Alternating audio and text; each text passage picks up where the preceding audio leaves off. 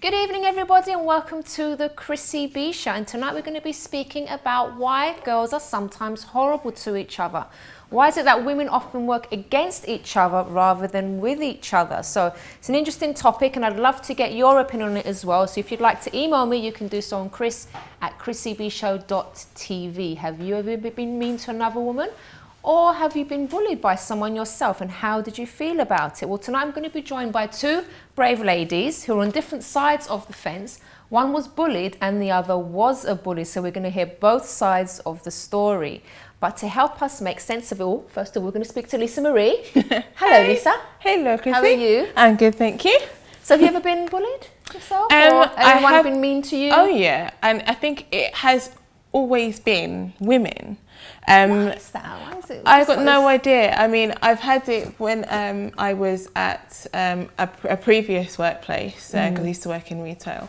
And I remember my grandma was ill at the time. She had cancer. But the manager at the time, she just wasn't very understanding. I mean, my grandma was in Manchester. She was, it was close to Christmas and she was like terminally ill. And I was supposed to work Boxing Day. And I had to tell her, look, I won't be able to be there because the doctor has said she's literally got weeks to live less. And, you know, we literally just found out that morning. And when I told her, you know, just found out I was upset, I was crying. Her face was just no sympathy at all. Oh, I remember she had tissue on the desk. She took some off and I thought she was going to hand it to me because I was crying. But instead she just wiped off the front of her book me. and put the tissue down. No. And then her answer to me when I said that I wouldn't be able to work, she was like, well, I don't know what the other managers are going to think about that then, you know, because we'll have to make sacrifices for Christmas. And then... That's unbelievable, that is. It got worse because my grandma actually died on Christmas Day when I was there. And so I rang up to say, look, I won't be back in work for Boxing Day. But I rang up on, I think it was on like the day after, whatever. I rang up. I think I was meant to work the day after Boxing Day. That was it. And I was coming back to London on Boxing Day originally. But then I told them at the earliest possible time, as well as sending my manager a text on Christmas Day saying this had happened. And then I think it was about a couple of days when I was back in work, I got pulled into the office to have an informal conversation, as she put it, with a witness recording it, to say that it was not acceptable why I, as a senior manager, had not given enough notice why I wouldn't be in work over Christmas. Ridiculous, absolutely ridiculous. So yeah, I've heard it. But that's like a whole company thing, isn't it? It's not just like a she was the manager of the store, so it was all down to her at the time. But I mean, I don't know what it is about women. I think as well, we see it in the celeb world. I mean, like Victoria Beckham, I think that she's great at what she does. I think her fashion line is absolutely amazing. But everyone is like, oh, but she doesn't smile. Oh, but she doesn't do this, she doesn't do that. It's what, you know, she doesn't profess to say that, you know, she's the most beautiful girl in the world, that she smiles, but she works hard for what she's got. Yeah. And to be able to go from being, you know, a pop princess to being able to be very respected in the fashion world, it's not an easy thing to do, and she's managed to do it. And sort of being high profile like that, you're bound to get criticism. No one's going to... Anytime you start climbing up, you get people that are jealous. Unfortunately, it's women usually against women. I mean, you don't usually see on the front of all the fashion magazines, oh, you know, this man's put on, so many pounds. How dare he wear this? How can he wear this? You know, doesn't she know that was 2 seasons ago? All this kind of thing. Yeah. It's women against women, unfortunately. It's horrible. It's terrible. Have you been on the other side, though, as well? Been mean to someone? Horrible to someone? I don't know if I think we all have to some extent. I don't think I've been on the time of like bullying to that extent, but I think, well, you know, it depends. Sometimes you've got to be cruel to be kind sometimes, haven't you? You've got to tell it like it is. And hopefully they'll accept it. If I've done wrong, then I'll apologise afterwards, but I hope I haven't done lasting damage to somebody anyway. Okay, so tell us what's in the news then. Okay, well, for anybody who tries to say that they cannot study, they can't work hard at school, children, whatever, especially parents, mothers, listen up, because a Mexican grandma has graduated from primary school at the age of 100. Oh. Yeah, I said it, 100. Manuela Hernandez, who was born in June 1913, she left primary school after just a year to help her family with the household chores. She only resumed her studies last October at the age of 99 at the recommendation of one of her grandchildren, and she's now been handed a diploma at a celebration held in Mexico. And she's saying actually that she wants to continue her studies and carry on to secondary school. So I think that will probably make her live much longer. Exactly. Because when you have a goal in life, when you have a purpose, that actually keeps you going. Exactly. And grand old age of 100 and wants to go on to secondary education. I mean, most of us can't wait to leave school. And she's going back after she's done all her living. I think that's absolutely amazing. Oh, so bless. Good for her. Good luck. Her. And then from that to the absolutely crazy, daredevil Nick Wallenda has successfully completed a high wire walk across the Grand Canyon without a safety harness. No, you're joking. I said without a safety harness. He was over 1,500 feet above the Little Colorado River Gorge in Arizona. And he took around about, I think it was about 22 minutes to half an hour to actually complete this task. Look at the size of that rope. Literally, I mean, that's steel wire. That is I don't think I could absolutely actually ridiculous. physically watch that myself. I mean, when they've got the harness and stuff, you still get a bit nervous, but you know, they're not going to die normally. They shouldn't do. Apparently, because it was filmed live in America, but what they did was they showed it on a 10-second delay for obvious reasons. Just how long does in it take case. to make it fall? Well, it's at least that way they can think, oh, commercial break.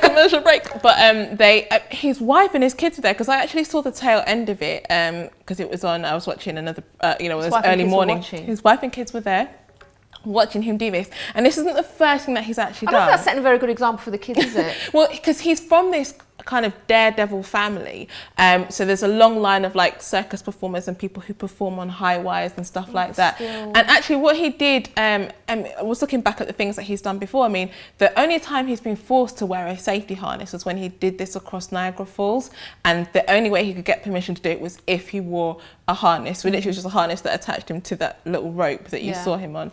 But then also with his mum, he actually completed the trick that killed his grandfather. So again, what it was, I think they were in Puerto Rico, and him and his mum were on either ends of this wire, and literally the mum had to go in halfway, kneel down, while he then came over her and then get up and complete it. But his granddad got killed with it. Yeah, but he managed to do it. Okay, well done. And also when you think there was like 30-mile-per-hour gusts apparently as well, it's like never, ever, ever, I would do. He said he had to kneel twice to get the rhythm out of the ropes, I'm guessing, when it was back. Can you imagine? Oh, me, never, ever. Terrible. We've got time for one more, we've got 2 minutes. Okay, and then I can come back and do the other thing in a bit. So there was a film, Kick-Ass 2, Jim Carrey, he refused to actually take part in the publicity for it because he believes it's too violent in the aftermath of Sandy Hook. So the first one was kind of like a bit shocking because there were like kids swearing and lots of violence. So he did this, and then he's had a big change of heart and realised actually what he's promoting isn't right. And you realised after?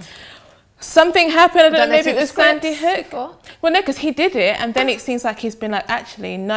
I think in the wake of what happened with Sandy Hook and guns and kids and all that, so he's thinking of the effects that it actually can have on the audience and the people watching, because you never know. And with little kids, obviously, we know they're impressionable. If they see one thing, I remember my brother, when he was younger, doing Power Rangers moves and doing it like across the living room, thinking, so young kids, if they're seeing this, they can actually then start to copy it, not knowing the consequences. So it's actually quite brave of him, because we've heard of different companies taking stars to court and suing them because they haven't actually fulfilled their promotional obligations. So for him to stand up and say that he apologised but said he couldn't in good faith promote it. Okay. We've got a couple more stories, Lisa. We're going to have to leave that after the break. But also after the break, we're going to be joined by Samantha Easy, who's going to tell her story about terrible bullying experience that she had at school. So join us after this.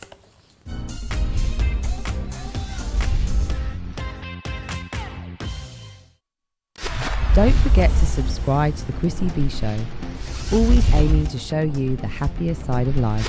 You can find us on YouTube, Facebook and Twitter.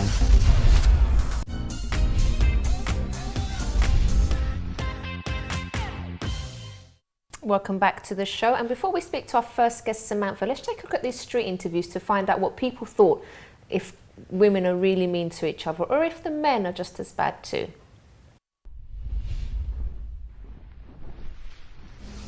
Do you think girls are just too mean to each other? Well, I'm here in central London to try and find out. Let's go. I only have my close friends and we're not mean to each other. I think when you're younger and at school, yeah, definitely, but then you grow up and you just stick friends with people that you care about. Regarding over boys, I think they're really bitchy at times, and they're always friends to each other's face and then rude behind each other's back. So yeah, I think they're quite mean to each other. Do you think it's more with girls or is it worse with women, or which one do you think's worse? I think young girls, teenage girls, so anything from like 16 up to like 25, they can be quite spiteful and quite bitchy. We're not a good example because that's my mother-in-law, so, but yeah. Yeah. So what have you seen before with girls being mean? Well, it's funny you should say that because I'm in conflict with my sisters at the moment, which is not good, is it? That's even worse. And why is that?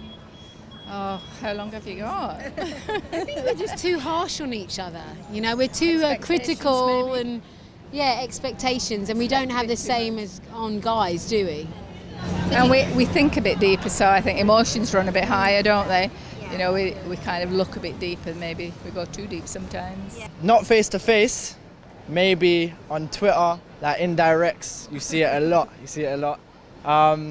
And just basic gossip, because you see girls that hug each other and say best friends and have each other in their display pictures. Then tutus, I'm hearing they're arguing behind each other's backs. Can you tell us a little bit about what it was like at school, something that you might have seen with girls that might be a little bit mean to each other? Oh, they were awful. They were all just sleeping with each other's boyfriends and just being generally horrible, but I was quite lucky. I just had my group and we just stayed out of trouble.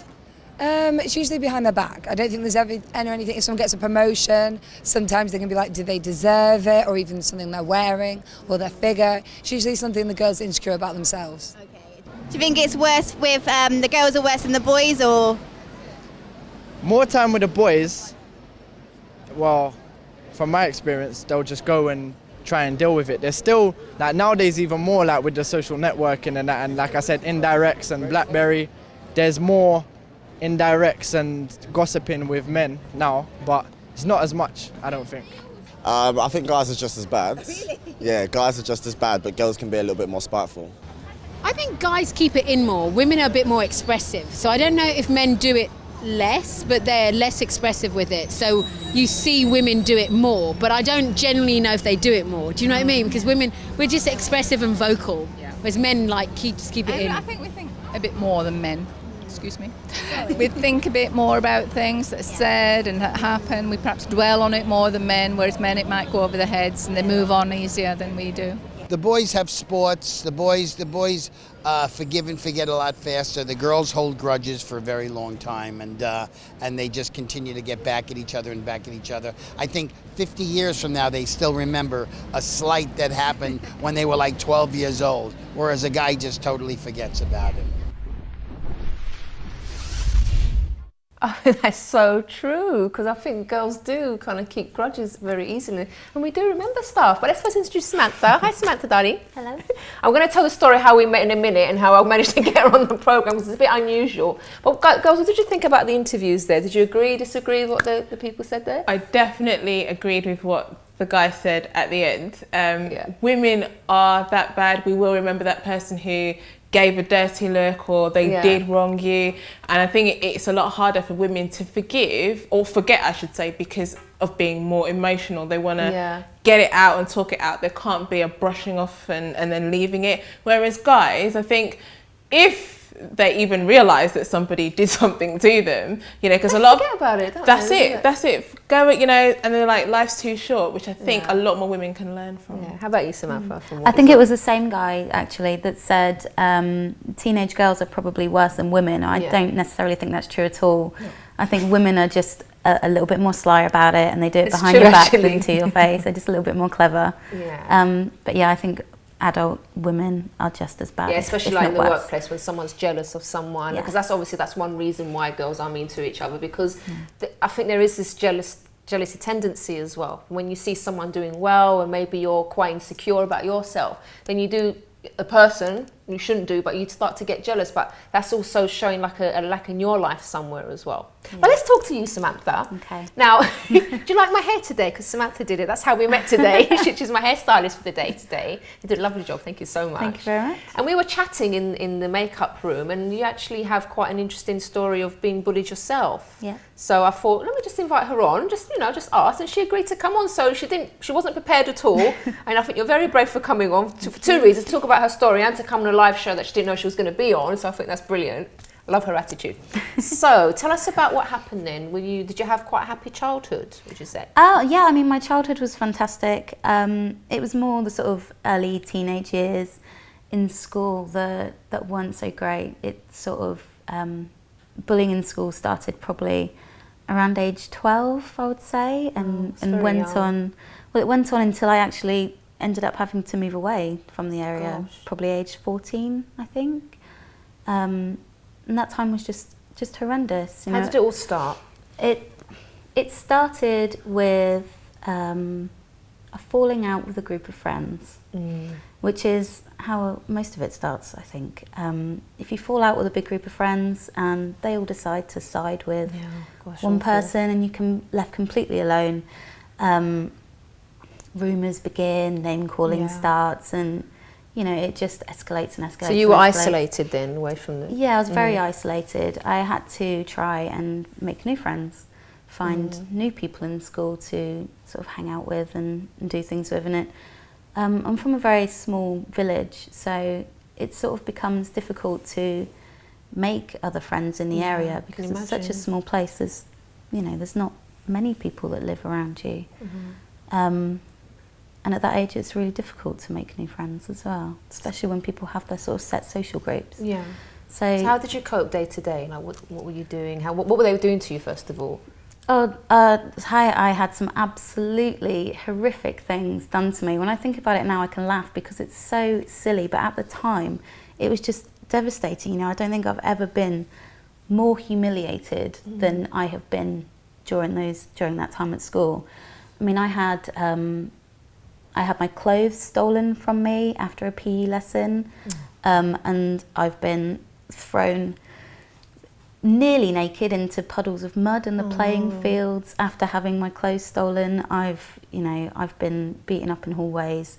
I've been waited for by the buses when we get the coaches home from school. Just anything you can imagine. I've had clumps of my hair pulled out, just dragged around the floor by my hair, anything you can imagine a small girl to have gone through at school. I think it pretty much happened all to me. That's terrible. But how did you cope then? Did you tell your parents about it at the time? Or? I didn't tell them. Actually, I didn't tell them for a long time. I used to take days off, and I would hide actually in a churchyard all day, and then I'd leave home in the morning, happy as Larry, going to school now. But you weren't happy as Larry, obviously. You no. were just faking, so you didn't want to worry your parents. Yeah, I'd sit in the churchyard all day long, read a book, listen to some music, and then... All day? All day. How long are we talking about here? The entire school day, so, yeah. Just stay there by yourself? So you'd rather stay... It was an actual graveyard? Yeah, there's a big church with a graveyard surrounding it. So you would prefer to stay in a graveyard on your own at 12 years old than face going to school and putting up with all that? That's awful. I did, yeah. Were you scared to sort of staying there by yourself? I wasn't, it was such a small village and it was a really nice friendly place to live, so nothing ever happened there, I was safe. Or, well, you think you're safe at that age anyway, but I thought I was safe. But yeah, I'd just sit there, and then when it was time to go home, I'd go home or smile. So how long were you doing that for? Over what period? At first it started off, I'd do that maybe once a week, just on days when I just really couldn't face it. Like maybe the day before I'd heard that they were planning something, and then the next day I just wouldn't go to school. And then it started becoming more regular, and I'd do it 2 and 3 times a week, and then I just started taking off whole chunks, just weeks weeks at a time, and I just wouldn't go to school. And then, but the teachers took quite a while to inform your parents that you were missing and stuff. Yeah, it did. It took them quite a while. And then as soon as they did, obviously my parents came in and everything else, and we had a chat about what was happening. And because then the parents had been informed and teachers had found out what had gone on, the girls that were doing this to me got into trouble. And it sort of just made it a little bit worse for a little while. Yeah. They actually attacked me in the corridors one day, and it was the one day where I just decided I've had enough. And I'd never had a fight with anybody in my life. I don't like to hurt people, and I'd never want to do it again. I haven't been in a fight since. But I think I fought back for the first time. You snapped. You must have snapped. Yeah. Because I mean, how much can a person take, really? Yeah, it was a long time coming, I think. And so what did you do? I think I must have really hurt this girl, because she attacked me she was pulling my hair, and I feel awful just talking about it. I think I sort of just jumped on top of her, and I was hitting her head against the floor. And I know that I really hurt her, and obviously I didn't mean to, but I think at the time... Just lost control. Just completely lost control, and I barely even remember doing it. I was that angry. I think... Now, something very unexpected happened after that, and you're going to tell us about that after this break, because I was actually shocked, because I heard some of this story before, but stay tuned, you're going to find out. And also we're going to speak to a former bully as well, what actually goes on in the mind of a bully. So join us after this.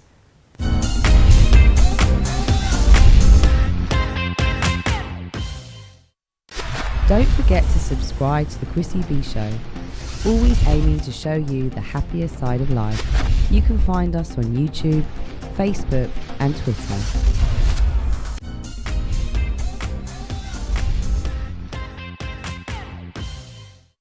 Welcome back, and we're continuing our program about Mean Girls, and I've also got Chika Ekemezi with us. Hello, Chika. Hi. You look like a lovely young lady today, but you weren't so lovely not so long ago. No.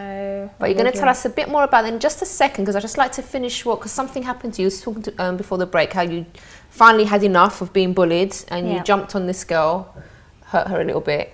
Oops. Yeah. But then what happened after that? Well, the fight got broke up, and we got dragged into the teacher's room. And I got suspended from the school. You got suspended? I got suspended. They got nothing. Nothing at all? They didn't even get... Absolutely nothing. But they knew that she attacked you in the corridor? Well, I think because she was maybe a little bit worse for wear. Oh. Yeah. I'm the one that got suspended from the school. Oh, gosh. Yeah. So on top of everything else, then you kind of felt betrayed by the teachers as well? You were meant to be helping. Yeah. Yeah. So it's like you didn't feel understood by anyone, I suppose. No, exactly. Yeah. It almost felt like they were taking their side, really. Yeah. And then you said you eventually moved town as well, didn't you? We did, yeah. I looked at a few other schools in the area, and nothing was suitable for me. And I really didn't feel like I could stay there. And I don't know if it was entirely because of me, but I know I definitely sort of may have pressured my family to move. And we ended up moving town completely down to Devon. And was it okay after that, or did you experience the same thing again? Everything was fantastic. I made a really good group of friends, and yeah, everything changed for the better. I'm so glad about that. Yeah. But we're going to talk as well a bit later on about how you managed to sort of, actually the way the experience changed your attitude to life as well, because I think that's really important, because I think you're a very positive young woman, and we're going to hear more from you as well. But let's talk to Chika now. How did you feel hearing that story, Chika? It was sort of really striking, like the thought of that, just doing that to someone, bullying. The bullies thought it was a bit of fun, that it can actually affect someone that much, to the extent that, like she said, in the graveyard, that was really shocking, to just not even want to go to school, or even having to actually move from where you were rooted because of someone else making your life a misery. It's just really shocking and upsetting. I find it. So tell us about what you got up to then. Now, by the way, I have to say to everyone, she's not the same now. She's a transformed character, right? So we don't get any calls and complaints and everything. But what did you used to do then, and why? It was mostly just sort of, it started off little by little, sort of just picking on people with a little thing. There was this one particular girl at school, it's actually started in primary school, and there's this one particular, very young, and it just sort of started there, just picking on certain things, really sort of really external things or really physical, just really things like that, sort trivial of stuff. Like shoes or clothes, people's hairstyles, and just things like that. And I found that when I did that, I got laughs from other people, I sort of got attention from sort of other classmates, and I found that I could use that to sort of befriend people that were older than me, and sort of. But why did you feel the need to be sort of accepted by other people? Were you insecure yourself at the time, or were you kind of looking for that attention? I was sort of looking for that attention because I saw it as, if I didn't put myself in that position, I will be in their position. I would be picked on, and I didn't want that, because even though I was doing it, I knew that it was making them upset. I knew it sort of made them sad. I knew that, but I just selfishly, I guess, I just thought I needed to build a name for myself. I needed to be popular. I needed to be sort of respected, or even in some cases feared, so that they would think, oh no, don't speak to Chica like that, or don't approach Chica like, or don't say that about Chica. It's quite a sad situation when sort of kids, basically, they feel the need to have to become a bully or join a gang. That's why a lot of people join gangs. We've had youths come on the program before, and they talk about how they join a gang, not because they want to hurt other people or do crime or anything. It's just because they want to be protected, and they want to be not to be in a vulnerable position, because they think if they're not in a gang or if they're not a bully, then they are going to get bullied themselves. And I think it's such a sad state of affairs nowadays, the way things are. But tell us more. What else did you do to people? So basically, there was this one girl, just everything. There was one situation, she, even though they're in fashion now, she used to wear Doc Martens, you know, the shoe versions, to school. And I would pick on her for that. I'd be like, why can't you get better shoes? Oh, you have to wear these ugly shoes because you're ugly, and things like that. And, oh, your hairstyle is ugly. Oh, even to the extent that I told her, even though she was also black like me, I told her her skin color was ugly, which I find disgusting. I have no idea why I said that. And it was just sort of those kind of things. That was really the peak of it, when it sort of started to escalate. Did you feel guilty when you were doing that? Yeah. Afterwards, when she would cry or people would cry, I would feel it internally, because the whole bullying and everything, it was a front.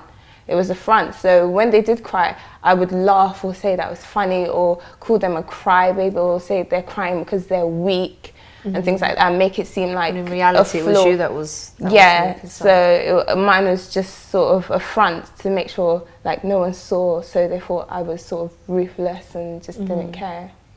Samantha, how do you feel listening to that from the other side of things? It's difficult, really, because I mean, I know what it's like from the other side. My sort of bullying was a little bit more physical. So I'm happy you didn't really go down that road. Did you? You didn't, did you? Or did you a little bit? Only on one occasion. Okay. On one occasion, and it was quite bad. But being sort of the bully, I thought it escalated to a point of manipulation, even that I even manipulated the people that I bullied. It was also a boy. I remember I hit him. And his head started bleeding. Oh my gosh. Yeah. What did you hit him with? It was with my bag.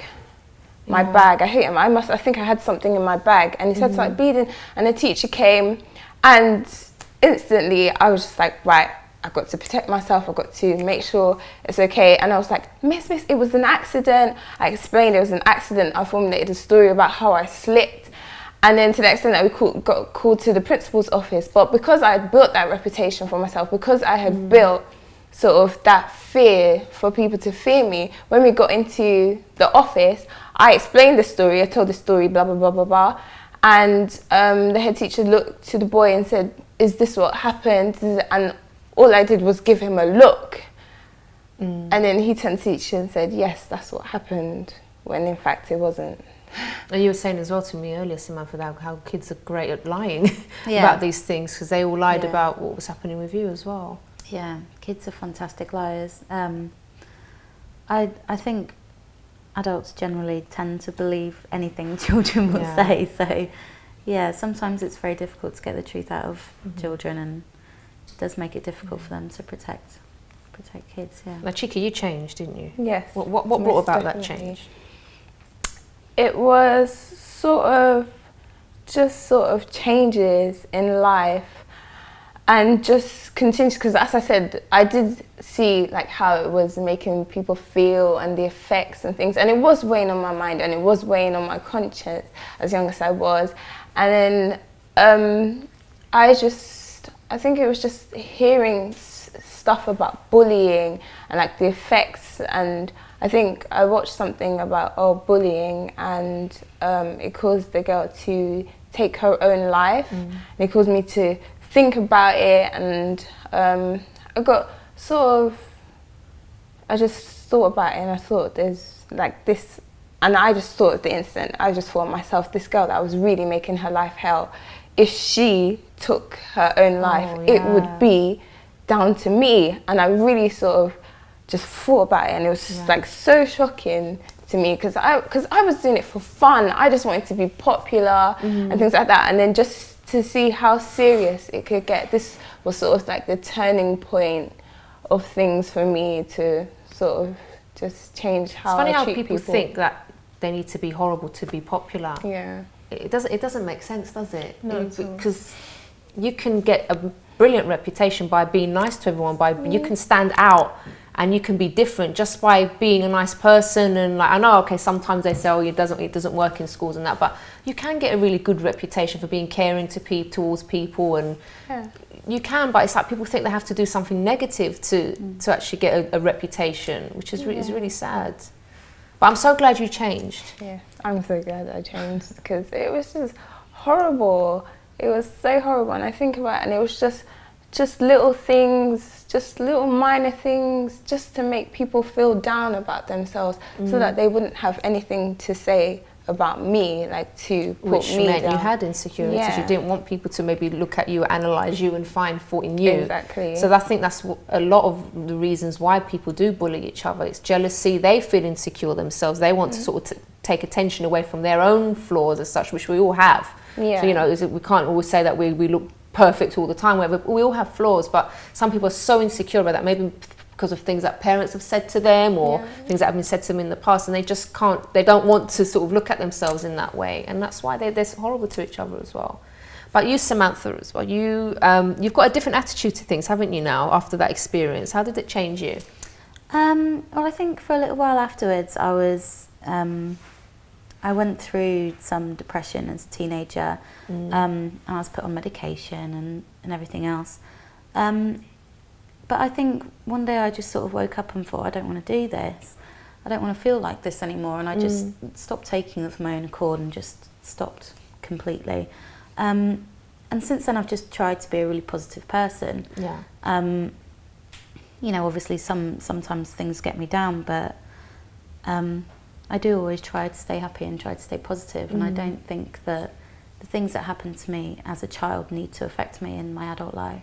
Yeah, that's the thing, because memories will always be there, won't they? Because people do go through things and they are there, but it's the way we react to things and the way we deal with things that's the key, isn't it? Yeah. Because you can make a decision and say, you know, look, I'm not going to be unhappy because of some narrow-mindedness of someone a child basically in the past.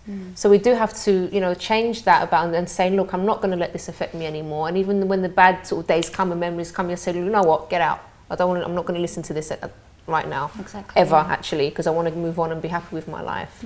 But you are going to stay with us both. We're going to go to a quick break, and we're going to talk after the break about things that girls are good at when it comes to each other, things that, you know, make great friends, nice things that girls do as well, because I think us ladies have got some brilliant qualities, haven't we? And I think that just needs to shine sometimes. Also join us after this.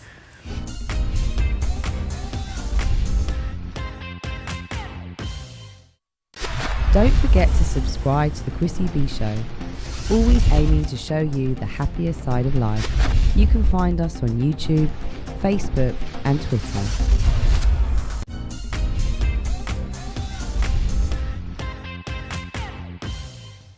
Now we're talking about some flaws of when ladies backbite and they're horrible to each other.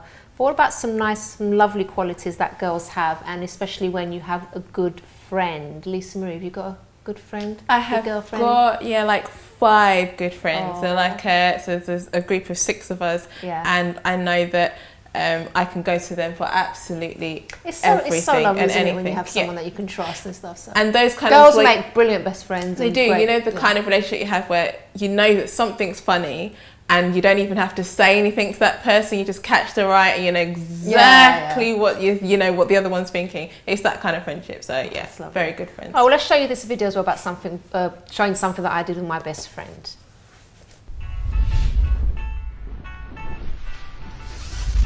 Olá a todos, nós estamos aqui para provar comida brasileira. And I'm here com minha amiga Helena, because she's doing Ladies That Lunch with me today. That's all the Portuguese I know. But she speaks Portuguese, so tell us. Tell us. So well. Was it good? Yes, she did. Okay, so we're here to try some Brazilian food today, and the restaurant is called Made in Brazil. So we're going to go inside and check out the food, so follow us.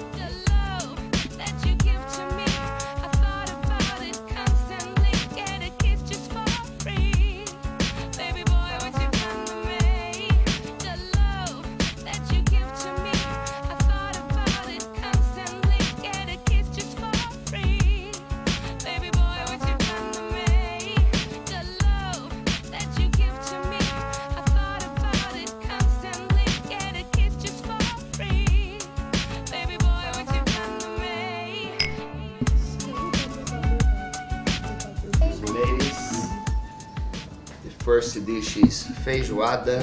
Looks nice. Feijoada is the national dish from Brazil. Mine. And that's the farofa. Yeah, that made from cassava. We just you know mix all together. Yeah. Okay. It looks nice. Ladies, the second dish is called moqueca. It's also a classic dish from the north of Brazil. It's a seafood stew. Hope you like. Enjoy. Okay, thank you very much. You're welcome. So tell me a bit more about the food that you serve here. We serve modern and traditional Brazilian foods. Yeah. Of course, we do something else that is not Brazilian, but the main thing is Brazilian food. What's that? Oh, found something interesting. Our most popular dish are feijoada. That's the traditional Brazilian, the one that you have. Also moqueca, and we have a special steak. It's called picanha, because in South America we cut differently. Are there any special drinks that you serve here as well? Well, we are called the House of Caipirinha. Caipirinha is the traditional Brazilian cocktail that is getting bigger and bigger. And here, made in Brazil, we have more than 200 types of cachaça. We have the largest selection, apparently in Europe. Now, you had a very famous regular here, didn't you? Yeah, Amy. She used to come here a lot. Amy Winehouse. Yeah, Amy Winehouse, yeah. And because she used to live around here. And yeah, she used to come here like every week for a meal, and you know. That's what she used to have. Yeah, she used to have caipirinha. She used to have caipirinha. Good choice. Yeah. And unfortunately, when she died, was not only for us, but the whole Camden. Everybody was very, very sad. So if people want to know more, if they want more information, what should they do? Well, they can check our website. That is www.madeinbrazil, Brazil spelled with S, .co.uk. Thank you so much, Renata, for a wonderful meal. It's lovely. Thank you very much. It was a pleasure to have you here. Thank you very much.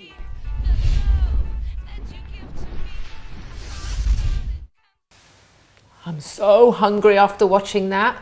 But ladies, let's get back to the topic.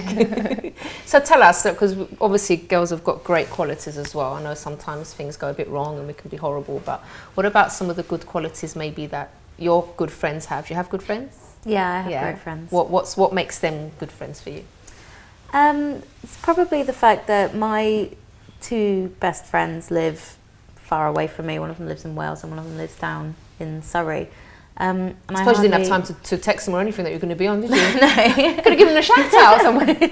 But I mean, I don't get to see them that often with them being so far away. And what makes them great is that when I do see them, it's like I saw them yesterday. Like nothing ever changes. Pick up where you left off, just pick up where we left off. They're always Yeah. there for me when I need to chat, and they're just nice, fun people. So some great qualities there. Yeah, they're brilliant. How about you, Chica? Tell us about do you have a best friend? Yeah, a few of them, and we actually sort of met in secondary school, and we sort of like just molded together out of things that. Is that after you changed already? Yes. Okay. Yes, definitely. Like I think secondary school was like the main turning point for me, and because I found these friends, and they were just.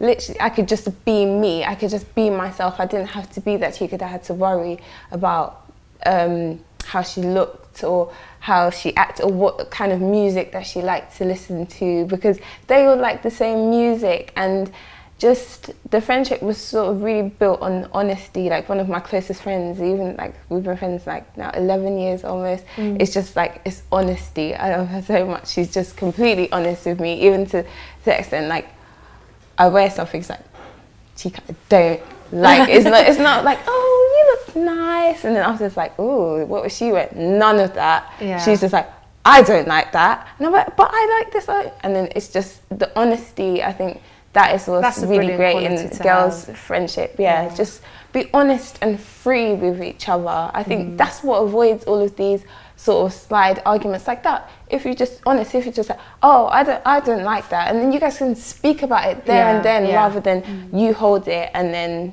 have to tell someone else, and then it becomes an issue, because that's the issue that girls like to have. Now let me ask you a question, Chica. When you were a bully, did you have genuine friends? I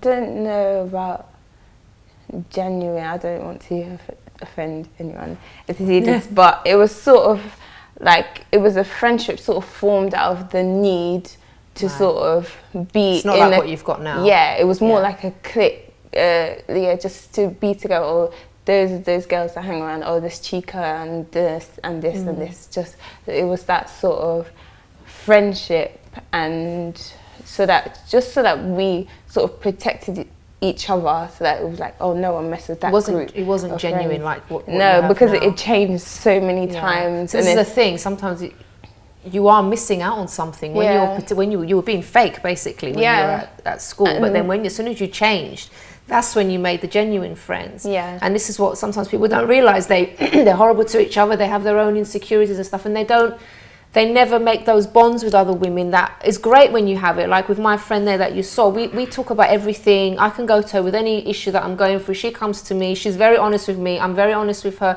We've got that really great relationship where we can talk about everything, but we also we know our boundaries. We know where not to cross, things like that. So it's such a lovely thing to have. And she's not my only friend. I've got lots of lovely friends as well. But it's horrible when girls are actually missing out on that, because they're so busy criticizing one another and looking at each other in a horrible way and trying to find flaws, and they miss out on what's really great about having that female bond, which is, I think girls are so caring, they're intuitive, they pick up on so many things that, I'm sorry, cameraman, guys just don't, because sometimes they're a bit diesel with me, sorry. We have qualities that guys don't have, and when you have that friendship, it's such a lovely thing. Well, I'm so glad that you found genuine friends. Yeah, Samantha, I'm glad you've also got genuine friends now. And I wish you all the best for the future as well. And I love my hair, thank you so much. Lisa Marie, it's your last day today. I'm so sad that you're leaving us. Me too, and I've really, really, really enjoyed my time here on Chrissy B. Wonderful. Thank you for having me. Oh, thank you so much, Lisa Marie. So we are going to have a few other new news people coming on next week. So you're going to be meeting some of them as well. Let's see if they can do as good a job as Lisa Marie here. Thank you so much, Lisa. It's Friday, so I'm going to leave you with best wishes for the weekend. Have a wonderful, wonderful time, and we'll see you again on Monday for the Chrissy B Show. And if you want more information about any of our guests, you can visit the website chrissybshow.tv. And also, if you'd like to email me, if you've been affected by bullying, you'd like to talk to me about it, I promise to answer all emails personally. Or if you'd like me to put you in touch with organisations that can help you, you can email me on chris@chrissybshow.tv. Bye-bye for now. How do they feel? I can't even put them on. Okay, so I'm ready for...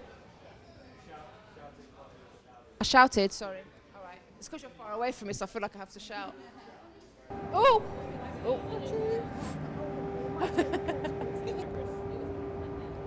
Leave me alone. I'm not talking to you. Okay, I've done it one more time, Bianca. That's it. No, Chris. Yeah, but you said one more time, please. I'm standing on my own. There, I've done the challenge.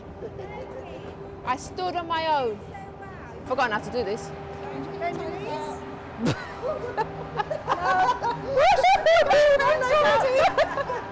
don't stick my leg up in the air like you mean. I don't want to stop before because it's so cold. Oh. There we go. Okay. That's a show.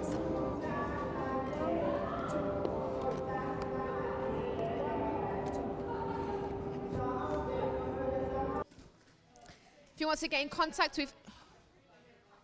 Who? Okay.